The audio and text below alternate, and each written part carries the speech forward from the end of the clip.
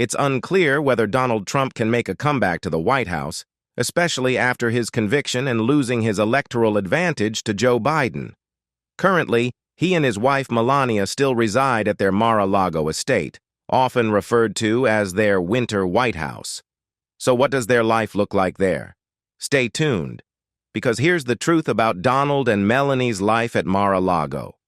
Donald and Melania Trump may throw lavish parties at Mar-A-Lago. Every extravagant party needs a fitting venue, and that's a lesson Donald and Melania Trump have certainly taken to heart.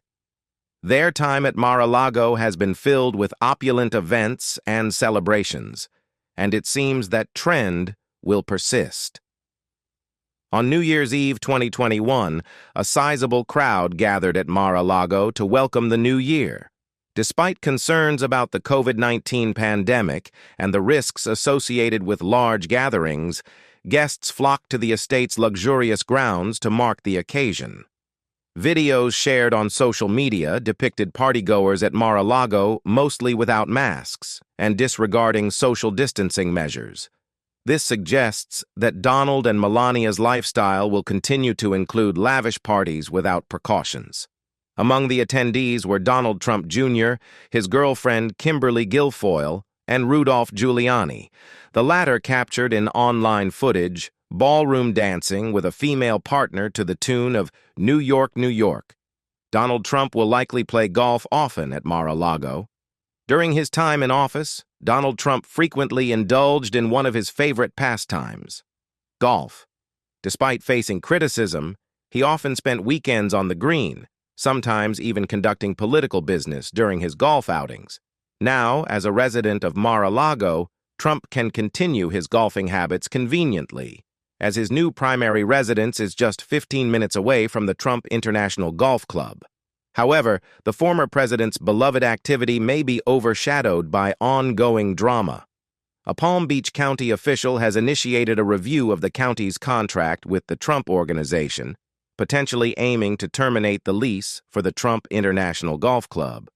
Howard Falcon, the chief assistant county attorney, stated to the Palm Beach Post that he was approached by an unnamed county commissioner regarding the possibility of canceling the lease.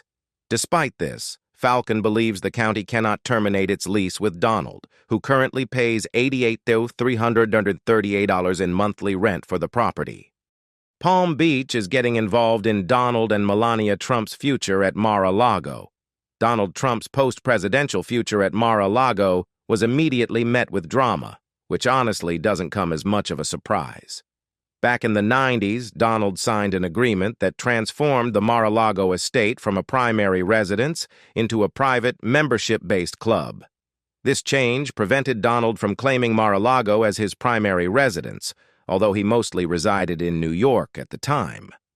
However, after leaving the White House, both Donald and Melania Trump expressed their desire to make Mar-A-Lago their permanent home, raising concerns within the town of Palm Beach, Florida. In response, Palm Beach's attorney suggested to the town council that they should allow the Trumps to reside at Mar-A-Lago, essentially pushing the council to come to a formal decision on the matter. This legal opinion marks the latest development in a year-long dispute, potentially prompting town officials to finally reach a conclusive decision. Will the Trumps be permitted to stay at Mar-A-Lago permanently? Only time will tell. Mar-A-Lago is technically a downgrade from Donald and Melania Trump's former primary residence. When you glance at the photos of the Mar-A-Lago estate, it's easy to see its lavish, stunning, and extravagant features. The main building exudes grandeur, the grounds are impeccably landscaped, boasting pools and gardens, and the property is situated right by the water. What more could you want? However, for Donald and Melania Trump, permanently residing at Mar-A-Lago might feel like a bit of a letdown compared to their former Manhattan abode. Surprising, right? Despite the renovations made to Mar-A-Lago's private residence, it's actually far smaller than the penthouse floors the Trumps once called home at Trump Tower, their primary residence before their White House tenure. So, why not return to Trump Tower? Well, let's just say that the city of New York and the Trumps aren't exactly on friendly terms these days. It seems they'll have to bid farewell to the Golden Cherubs and Central Park views from Trump Tower for the waterfront property they now inhabit. It's definitely a time of sacrifice for them. Donald and Melania Trump are no longer granted this special circumstance at Mar-A-Lago. Here's an interesting tidbit that many might not be aware of. Air traffic can be redirected away from wherever the President of the United States happens to be for security reasons. In fact, planes aren't even permitted in the airspace over Washington, D.C., and any unauthorized entry can send everyone into a frenzy. During his presidency, Donald Trump frequently visited Mar-A-Lago, and for security reasons, air traffic was restricted from flying over the estate, a significant precaution. Considering that Mar-A-Lago is situated directly under the main flight path of Palm Beach International Airport, this restriction was quite notable. However, now that Donald no longer holds the privileges of the presidency, it seems he'll have to contend with the noise of planes landing practically in his backyard. This change might not sit well with him. After all, Donald once filed a lawsuit against Palm Beach International Airport due to noise disturbances caused by planes. However, as the Post has reported, planes are expected to once again fly directly over the club. Perhaps someone should consider getting Donald some earplugs. Donald and Melania Trump will likely throw Super Bowl parties at Mar-A-Lago. The Super Bowl is a major event, and the festive Sunday in February usually involves an array of snacks like pigs in a blanket, chips and dips, wings, mozzarella sticks, cookies, drinks, and, of course, football. In his post-presidency, Donald and Melania Trump are likely to continue the tradition of hosting an annual Super Bowl party at Mar-A-Lago. While many of us enjoy Super Bowl Sundays with bulk foods from Costco, theirs will likely feature steak and lobster buffets, a whole different level of extravagance. This shouldn't come as a surprise to those familiar with Donald's history and views on football. He previously owned the New Jersey Generals in the 80s, invested heavily in the short-lived United States Football League, and allegedly even tried to set up his daughter, Ivanka Trump, with star quarterback Tom Brady. Donald has been known to joke that he could have had Tom Brady as a son-in-law, adding, "Instead, I got Jared Kushner." Ouch. Donald and Melania Trump haven't experienced a warm welcome at Mar-A-Lago. Maintaining good relations with neighbors is typically considered a noble endeavor, but it seems that Donald and Melania Trump have no intentions of cozying up to their neighbors anytime soon. The neighbors surrounding Mar-A-Lago aren't exactly thrilled about the prospect of having the former president and first lady in their midst. In fact, in a letter addressed to the town of Palm Beach, Florida, the immediate neighbors of the Mar-A-Lago property made it clear that they believe the Trumps have forfeited their right to reside there permanently. According to the letter penned by the lawyer representing the Mar-A-Lago neighbors, the Trumps should be informed that they cannot make the property their permanent residence to avoid a potentially embarrassing situation upon their move-in. So, what's driving this adamant stance from the neighbors? Well, issues such as increased traffic, blocked streets, and the Trumps' track record of flouting county regulations, including a particularly intriguing saga involving a flagpole, are among the primary concerns. However, given Donald's history of disregarding the requests of neighbors in the past, it's unlikely that he'll pay much heed to their grievances this time around. Some members of Mar-A-Lago might leave the club. Mar-A-Lago is not just a residence for Donald and Melania Trump, it also operates as a prestigious membership club. With its exquisite grounds, luxurious pools, fine dining options, and more, it has attracted many prominent individuals from the Palm Beach area. However, in the wake of Donald's post-presidency, the club may experience a decline in membership. One contributing factor to this potential decline is the significant increase in membership fees following the 2016 election. The fee skyrocketed to a whopping $200,000, making it a considerable investment for prospective members. Additionally, members are required to pay an additional yearly membership fee and must meet a minimum dining requirement of $2,000. An illustrative example of membership dissatisfaction comes from Jeff Green, a former member who ran for Florida's governorship. Despite joining in 2010, Green decided to quit in 2019. When asked about his decision, he candidly expressed his lack of enthusiasm for the club, stating to the New York Times, "I never loved going there." However, what truly highlighted the issue was Donald's personal reaction to Green's departure. According to Green, Donald took it as a personal affront, confronting him by saying, "I can't believe you quit the club." This incident underscores how Donald's approach to membership departures may not align with typical business practices. Ultimately, no amount of prestige is worth enduring petty drama, especially when it comes with a hefty $200,000 price tag. Donald and Melania Trump might not see each other often at Mar-A-Lago. During their tenure in the White House, Donald and Melania Trump maintained a notable distance from each other. They not only occupied separate bedrooms, but also resided on different floors of the presidential residence. Interestingly, this arrangement could continue at Mar-A-Lago, given the vastness of the estate. With a staggering 128 rooms, the mansion offers more than enough space for the couple to live apart if they choose to do so. Moreover, Mar-A-Lago's grandeur extends beyond its opulent interiors. Situated on 20 acres of land, the estate is nestled between the Intracoastal Waterway and the Atlantic Ocean. Donald acquired the property in 1985 for $5 million, which, adjusted for inflation, amounts to approximately $12 million in 2021.